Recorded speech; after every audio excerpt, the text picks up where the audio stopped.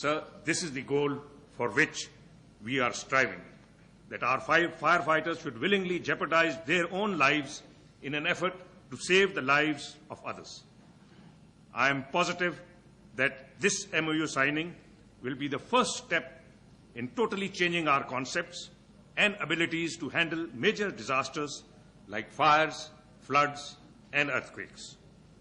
No longer will our firefighters and rescue workers have to stand helplessly watching while fires raged like they did in the past. Sir, the Pakistan Fire Protection Academy had proposed to the Ministry of Interior a plan to set up an academy dispensing on international standards training on fire and rescue with degree courses in fire engineering. The Ministry of Interior had welcomed the proposal and directed them to coordinate with the Directorate General Civil Defence. A joint venture was proposed to Mr. Shahnawaz Agha, as too much time would elapse before their own academy could be set up. In the interim period, the federal institutions of the civil defence in each provincial headquarters and the National Institute of Fire Technology could be utilized for starting the training immediately. In this regard, several meetings were held at Karachi, Lahore, and Islamabad, and finally we reached an MOU which has been approved by the Interior Ministry after vetting by the Law, Justice, and HR Division. Sir, in conclusion, you would be pleased to hear that we may be lacking in terms of modern equipment, we may have limited resources, and we may have greater challenges at hand. But our state of readiness you will never find lacking. Our will and devotion know no limit. The challenges may be greater, but they cannot overwhelm our will and professional skills. Our firefighters are not only well trained, but are also prepared to confront the challenges of the day. They have the will and they have the ability to face any eventuality. Today's MOU signing ceremony is an effort to provide even better training on modern equipment to our firefighters. Sir, I thank you once again for gracing this occasion and also thank the distinguished audience for sparing their valuable time to attend this ceremony. May the Almighty Allah bless you all who are present here today and those who participated in any way in this project. And may He allow us to complete the process in a way that it helps us in saving lives of the teeming humanity in Pakistan. I thank you, sir.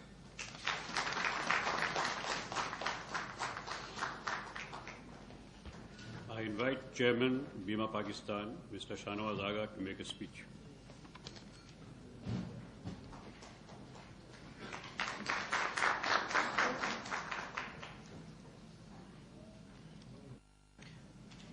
Thank you, Himayat. Bismillah ar-Rahman ar-Rahim. Assalamu alaikum. Excellency, the Minister for Interior, Mr. Aftab Ahmed Khan Sherpao.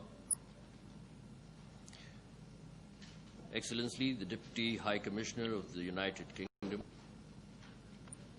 the Honorable Secretaries, present members, functionaries and representatives of the Government of Pakistan, defenders of the country's welfare, members of the Diplomatic Corps, members of the media, distinguished guests, and our collaborating partner for this MOU signing ceremony, the Honorable Secretary for the Ministry of Interior, Syed Kamal Shah. On the outset, I thank you all for honoring us with your presence. Reflecting upon the development history of the developed world, so-called, I drew a conclusion I wish to share with you. God did not develop them. It were the people and their entrepreneurial spirit that, however, did. God helps those who help themselves. This spirit is clearly attributable to the love of mankind and the apathy of plights that has inflicted the human race in time. That is perhaps why the famous saying, "Need is the mother of invention." To me, therefore, profits and business objectives are subservient to and byproducts of initiatives that come about as a consequence of just that one concern. It reminds me of an episode relating to our Prophet ﷺ, who was confronted with a question put to him by a Bedouin, just as he was about to charge into the battle. "What is this thing called Islam you propagate, O Muhammad?" The Prophet ﷺ, without pausing his charge forward, responded by saying, "Submission to Allah and service to mankind." This speaks volumes of the preamble of the message of Islam.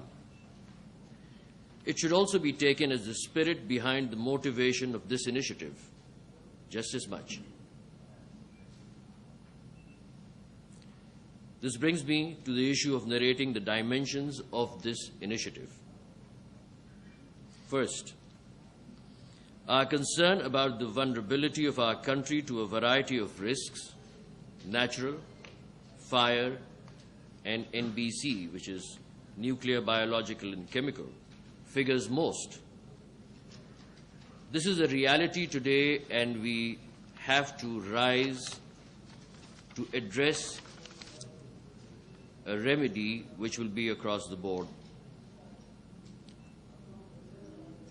Towards mitigating this concern, we at Beema Pakistan address the issue of transferable technology. Our search took us to a public sector organization in the United Kingdom called Washington Hall International Training Center. This organization came to us with its associates, and we signed an MOU with them towards a joint venture on the 24th of November 2004. Washington Hall and their associates, namely Lancashire Ambulance Service, International Hospitals Group, and the Lancashire Central University, provide together the widest possible spectrum of exposure to expertise and know-how as exists on the planet for fire protection and rescue. They indeed represent the front end of technology. In economics, we have this earthworm phenomena where the head moves forward and the body catches on. It is rare that the body somersaults over the head to take a lead. Therefore, there is extreme amount of gratitude insofar as I am concerned when I notice that people who have advanced in material technology are willing to open their doors for its transfer to those who do not have it. While it is regrettable that they are not present here due to travel reservations of the British government for government servants traveling in this region presently, I see their proxy in the presence of the Deputy High Commissioner of the United Kingdom in our midst. Thank you, sir, for your time, and I will be most reassured to hear your comments blessing this initiative. Evidently, his presence is a reflection of the cordial bilateral relationship the two countries have enjoyed for decades and the significance they attach to this partnership. Post-buttoning up the concern of transferable technology, we came to our own government to seek reciprocating support for the initiative. I was most heartened to be received with open arms, and I discovered that our government was equally concerned about the security upgrade the country requires across the board. I must pause here to take names of deserving governmental functionaries whose proactive approach made this all possible. First, Mr. Rauf Chaudhry, and I'm so heartened to see you present here, sir. He welcomed us, shared openly the concern of the government, and directed us to the Department of Civil Defense to make this initiative a reality.